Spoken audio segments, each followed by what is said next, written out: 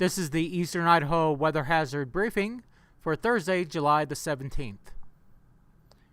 Key points to go over is that we're expecting warmer temperatures today. We will have near critical wind and humidity levels across portions of the area this afternoon.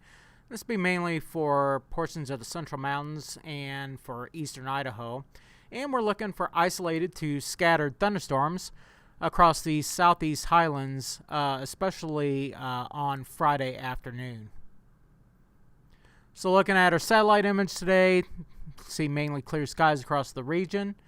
Weather risk outlook has some minor impacts possible from wind and RH across much of the area. It looks like the south highlands will be mainly exempt from the wind at least. Once again, some minor impacts possibly from isolated to scattered thunderstorms across the southeast highlands on Friday. And then we have a cold front that moves through Friday night into Saturday, and that will help dry us out for late weekend and next week. So looking at our high temperatures today, once again warm with temperatures back into the 90s for many locations. Humidity pretty dry across much of the area, looking at low to mid-teens for minimum humidity values across much of the area. Looking at wind gusts, generally from about the Snake River northwards, generally peak wind gusts in the 20 to 30 mile per hour range. Across the South Hills, Southern Highlands, generally wind gusts be more in the 20 mile per hour range.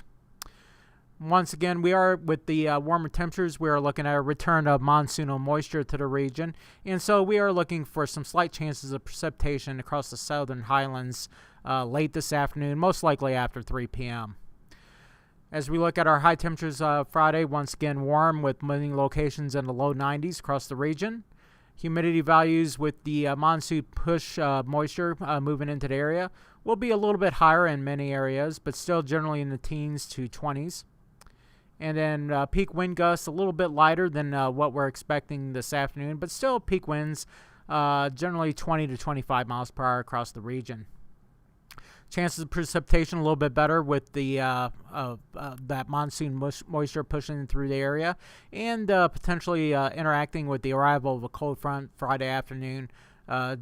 So most of the better chances for storms will be across the southeast highlands, but also up around Du Bois and Spencer, Island Park might see a few thunderstorms as well Friday afternoon.